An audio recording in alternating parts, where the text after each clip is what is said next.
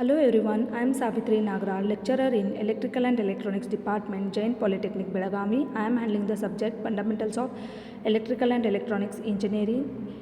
In that, Unit 1, Direct Current, Electricity and Electromagnetism. In this lecture, we are going to study resistance in series and parallel connection, contents, open circuit, closed circuit and short circuit, resistance in series connection, resistance in parallel connection.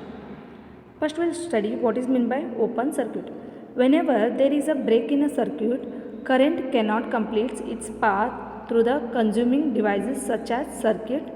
This is the diagram. Here diagram consists of light bulb, battery and switch, and switch is here is open, so the current will not flow through the circuit.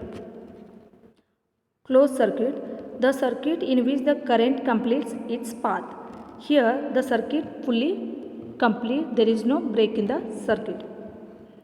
Short circuit, whenever the line and neutral wire touches each other, the current directly returns back to the supply. Here in this diagram we can see positive and negative terminals are shorted. So supply will not flow through the circuit and the supply will return back to the supply. Resistance in series connection. When all the circuit elements are connected end to end so as to form a chain or a single line components are connected is called resistance in series.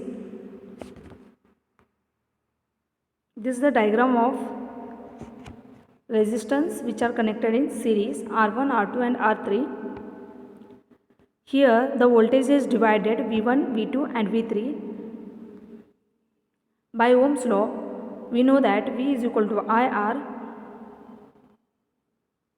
then V1 is equal to IR1 and V2 is equal to IR2 and V3 is equal to IR3. These all are the voltage across each resistance.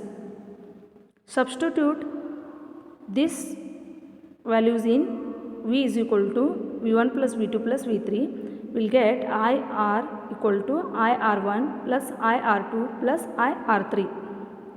IR is equal to, take the common I, then we will get R1 plus R2 plus R3. If we solve this, we will get R is equal to R1 plus R2 plus R3, which is nothing but total resistance.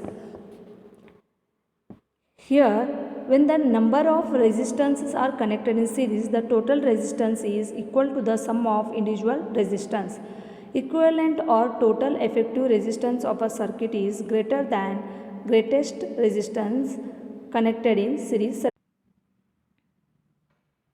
Applied voltage is equal to the sum of individual voltage drop and current flowing through each resistance is same. Voltage drop across the resistance are proportional to the individual resistance. The total effective resistance is equal to the sum of all individual resistance. The series circuit has only one path of current flow, hence these circuits are generally cannot be used in house wiring. Resistance in parallel connection. First we will know what is meant by resistance in parallel connection, which the resistance are connected in parallel so as that there are as many paths for flow of current as the number of resistance. Here the voltage across each resistance is same and the current is divided. The total current I is equal to I1 plus I2 plus I3.